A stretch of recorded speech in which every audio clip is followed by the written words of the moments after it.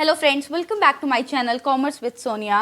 आज हम लोग नए topic books of original entry cash book पे बात करने जा रहे हैं। जब भी बिजनेस जो है वो बहुत बड़ा बिजनेस होता है तो वहाँ पे क्या होता है कि कैश से रिलेटेड बहुत सारे ट्रांजेक्शन्स हो रहे होते हैं।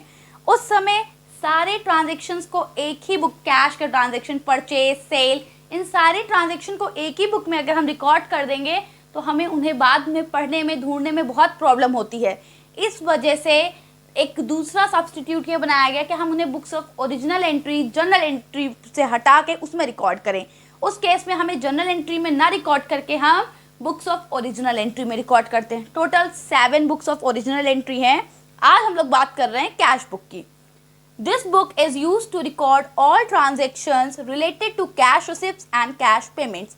कैश बुक केवल उन्हीं ट्रांजेक्शन्स को रिकॉर्ड करती है जो कि कैश रिसिप्ट्स या कैश पेमेंट्स होती है, यानी जो कि अगर पैसा हमें कैश में मिला है या फिर हमने कैश में दिया है, सिर्फ उन्हीं ट्रांजेक्शन्स को रिकॉर्ड किया जाता है कैश बुक में। क्रेडिट सेल या क्रेडिट परचेज का कोई भी जिक्र कैश बुक में नहीं होता है। कैश बुक में सिर्फ कैश से रिलेटेड चीजें ही लिखी जाती हैं। Cash book is both a subsidiary book and a principal book. Cash book जो है उसको हम सब्सिडरी बुक भी कहते हैं, साथ में ही प्रिंसिपल बुक भी कहते हैं। क्या रीजन हो सकता है कि हम कैश बुक को जो है सब्सिडरी बुक भी कह रहे हैं और कैश बुक को ही प्रिंसिपल बुक भी कह रहे हैं? तो जो आइए देखते हैं। When a cash book is maintained, transaction of cash are not recorded in general, so it is called a book of original entry. जब भी हम कैश बुक बनाते हैं उस केस में हम जर्नल एंट्रीज नहीं करते हैं, वही कैश बुक ही हमारे लिए जर्नल का भी काम करती है। इसी वजह से कैश बुक को जर्नल भी कहा गया है, यानी books of original entry. When cash book is prepared, cash account in the ledger is not prepared. It means कि जब हम कैश बुक बना रहे होते हैं तो लेजर में हम अलग से कोई भी कैश अकाउंट नहीं बना रहे होते हैं। अगर हमने कैश बुक मेंटेन कर दी तो हमें कैश अकाउंट बनाने की जरूरत नहीं है। That's why hence called principal book. इसीलिए कैश बुक को जो है हम प्रिंसिपल बुक भी कहते हैं, क्योंकि कैश बुक को बनाने के बाद हमें लेजर बनाने की जरूरत नहीं है। कैश बुक को बनाने के बाद हमें जर्नल एंट्रीज लिखने की जरूरत नहीं है। दैट्स वाई कैश बुक को हम सब्सिडरी बुक और प्रिंसिपल बुक दोनों कहते हैं। Cash book is also known as generalised ledger. Cash book को हम जनरलाइज्ड लेजर कहते हैं। द रीजन इज, अभी हमने पढ़ा कि कैश बुक बनाने के बाद हमें लेजर बनाने की जरूरत नहीं, क्योंकि वो लेजर का काम कर रही है, और कैश बुक बनाने के बाद हमें जर्नल एंट्रीज करने की रिक्वायरमेंट नहीं, क्योंकि वो जर्नल एंट्रीज यानी जनरल का भी काम कर रही है। इसीलिए हम जो है कैश बुक को जर्नलाइज्ड लेजर भी कहते हैं। आइए थोड़ा सा देख लेते हैं। सेल्स। सेल्स मतलब क्या होता है? जो हम गुड्स को जो है परचेज करके फिर से रीसेल करते हैं उसे हम सेल कहते हैं। सेल बेसिकली बिजनेस दो तरीके से कर रहा होता है। एक कर रहा होता है कैश सेल, दूसरा कर रहा होता है क्रेडिट सेल।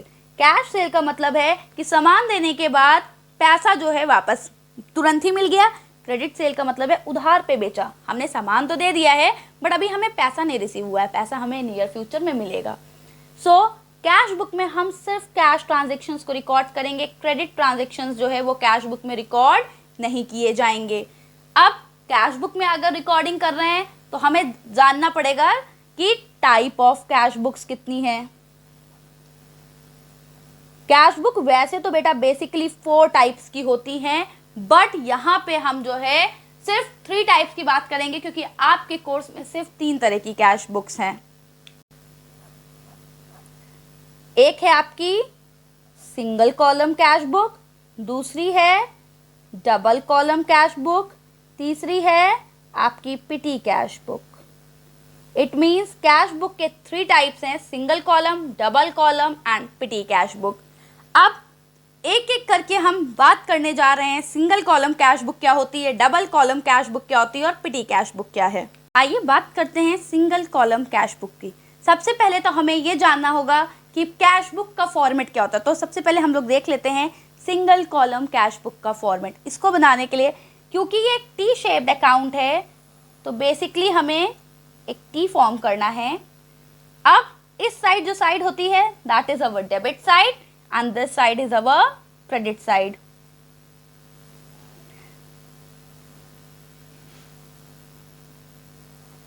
सबसे पहला जो कॉलम होता है वो होता है डेट। देन पर्टिकुलर, उसके बाद आता है आपका voucher number, ledger folio and amount. And this is exactly same on the credit side. Date, particular. एक बेसिक रूल ये होता है कि डेबिट साइड हम कोई भी ट्रांजेक्शन रिकॉर्ड करते हैं तो उसके लिए 2 लिखते हैं, और क्रेडिट साइड कोई भी ट्रांजेक्शन रिकॉर्ड करते हैं तो उसके लिए बाई लिखते हैं.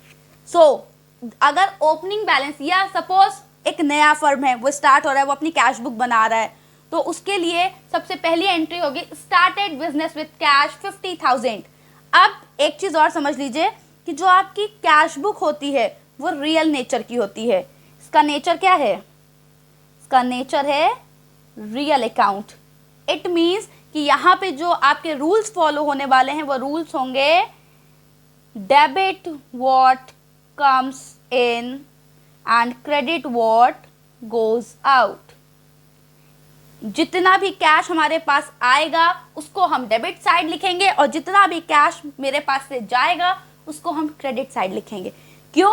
क्योंकि ये रियल अकाउंट फॉलो करता है, और हम ये बात हमें पता है कि कैश जो है वो रियल नेचर का होता है. दैट्स वाई इट मीन्स अगर हमने पहला ट्रांजेक्शन लिया स्टार्टेड बिजनेस विद कैश 50,000, तो आपके बिजनेस में कितना कैश आ रहा है? 50,000. तो हम इसको किस साइड रिकॉर्ड करेंगे? हम इसको डेबिट साइड रिकॉर्ड करेंगे to capital. Your amount will be 50,000. Next आ गया अगर परचेज गुड्स फॉर 10,000. अब इस बार गुड्स परचेज कर रहे हैं हम, तो मेरे पास से कैश जा रहा है, और अगर मेरे पास से कैश जा रहा है तो उसको हम कहाँ रिकॉर्ड करेंगे? Credit side by purchase account 10,000. Now the third is sale for 20,000. हमने सेल की है 20,000 की इन कैश, वो भी किसमें? कैश में. तो किस साइड रिकॉर्ड होगा? डेबिट साइड रिकॉर्ड करेंगे टू सेल्स अकाउंट, क्योंकि हमारे पास पैसा आ रहा है 20,000. Is this clear? ये बात आपको समझ में आ रही है? इसी तरह से जितने बार पैसा हमारे पास आएगा वो हम डेबिट साइड लिखेंगे, और जितने बार हमारे पास से पैसा जाएगा उसे हम क्रेडिट साइड लिखेंगे. नाउ एंड में हमें क्या करना है?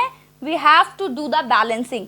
बैलेंसिंग के लिए हम दोनों साइड्स लाइन ड्रॉ करेंगे, उसके बाद टोटल करेंगे. सपोज यहाँ का टोटल कितना आ रहा है? 70,000, और इस साइड टोटल है 10,000, बट हमें पता है कि हमें दोनों साइड इससे इक्वल करना है.